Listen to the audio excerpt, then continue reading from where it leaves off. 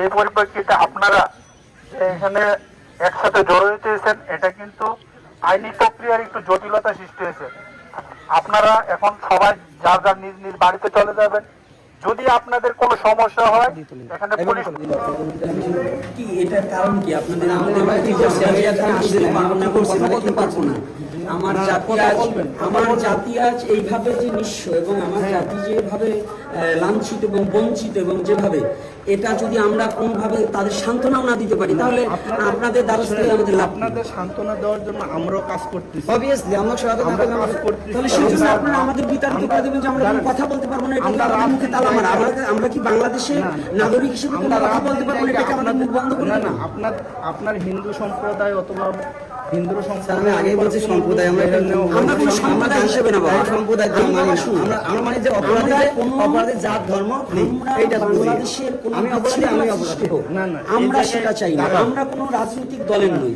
আমি শুধু আমার সনাতনী জাতি, আপনি শুধু সনাতনী জাতি নয়, সমস্ত মানব জীবনে যেন কোনো অন্যায় কর্মে কেউ প্রবেশ না করুক, অন্যায়কারী না হোক, বাংলাদেশের শান্তি সুশৃঙ্খল পর্যায়ে আমরা এই ব্যাপারে দুটো কথা সমবেদনাও কি জানাতে পারবো না? তাহলে আমাদের বাংলাদেশের নাগরিক হিসেবে আমাদের মেনে নিচ্ছেন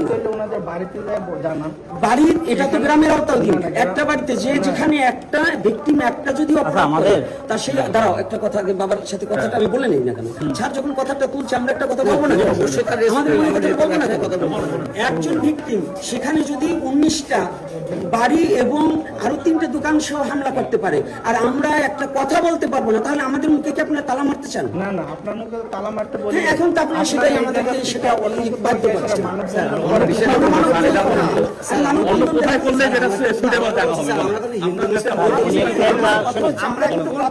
যদি আপনারা না দেন এই যে এইভাবে কথা বলে আমরা 10টা মিনিট সময় আপনার 10 মিনিট দিলে আমাদের হয়ে যায় তার তখন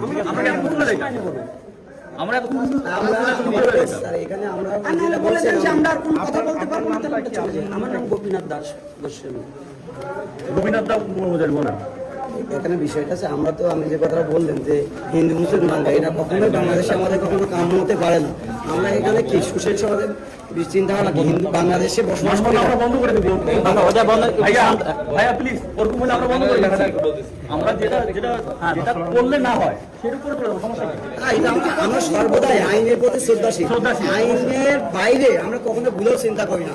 আইন প্রশাসন আছে বলে আজকে আমরা এই সমাজে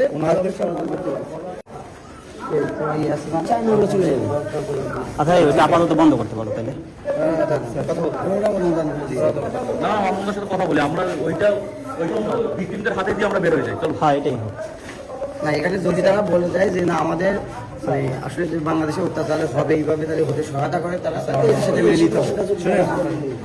আমি বলি, আমি আমার অধীনে স্যারের সাথে কথা বলেছি, এখানে কোনো লোক জড়িত দেওয়া যাবে না। আচ্ছা, এটা হইলো আইনি প্রশাসনের জটিলতার কারণে, কারণ এখানে যেহেতু একটা ঘটনা ঘটছে সেই জন্য। তো আপনারা প্লিজ আপনাদের বাসায় বলে দেন যে আপনারা বাসায় চলে যান, আর আপনার যে ইয়াগুলো নিয়ে আসে আপনাদের যে এখানে যাদেরকে মুরল অথবা আপনাদের যে সর্দার হিসেবে মানে ওনার কাছে এগুলো বোঝাই দিয়ে তা ওনারা এখনই চলে যেতে বলেন, এখানে মানববন্ধ করা যাবে না প্লিজ বলেন। আর তাদের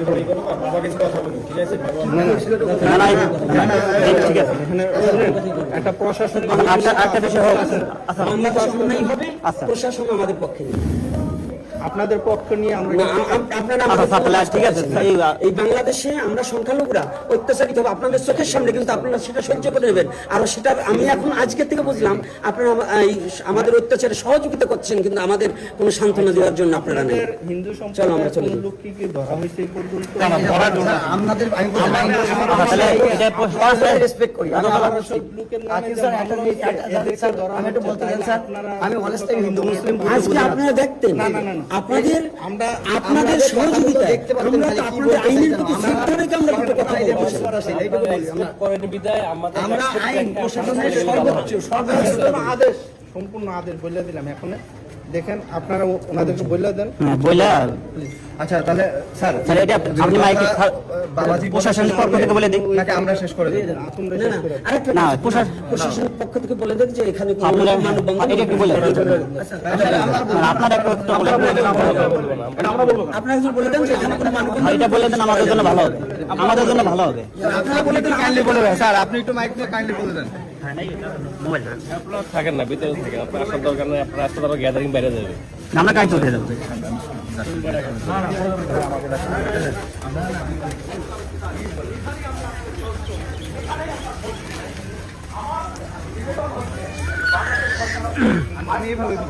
আচ্ছা আপনি, হ্যাঁ সব থেকে ভালো হয় আপনি বলেন। উপস্থিত সম্মানিত এলাকাবাসী, আপনারা এখানে ঘটনা নিয়ে অবগত আছেন যে ঘটনা ঘটছে, সেই পরিপ্রেক্ষিতে আপনারা যে এখানে একসাথে জড়ো হয়েছেন, এটা কিন্তু আইনি প্রক্রিয়ার একটু জটিলতা সৃষ্টি হয়েছে। আপনারা এখন সবাই যার যার নিজ নিজ বাড়িতে চলে যাবেন। যদি আপনাদের কোনো সমস্যা হয়, এখানে পুলিশ প্রশাসন আছে, সেনাবাহিনীর ক্যাম্প আছে, আপনারা ওই স্থানে যে অবগত করাবেন। আপনাদের পাশে আমরা দাঁড়িয়ে আছি, সবকিছু করতেছি, আপনারা আমাদেরকে অবগত করাবেন এবং আমাদেরকে সহযোগিতা করবেন, এটি আপনাদের কাছে কামনা। আপনারা এখন যার যার বাসাতে চলে যান। ধন্যবাদ। ধন্যবাদ। আপনারা সুশৃঙ্খলভাবে যার যার বাসাতে চলে যান। আপনারা দেখলেন যে স্যার আপনাদেরকে সুন্দরভাবে বলে দিয়েছেন। আমি আশা করবো আপনারা প্রত্যেকে যারা আসছেন, গোপীনাথ বাবাজির পক্ষ থেকে আপনাদেরকে প্রণাম এবং আপনাদের পাশে গোপীনাথ বাবাজি আছেন। এটা মনে রাখবেন যে বাংলাদেশের সকল সনাতনী আমরা এক, আমরা আলাদা কেউ কিছু না। আপনারা সুশৃঙ্খলভাবে বাড়িতে চলে যাবেন।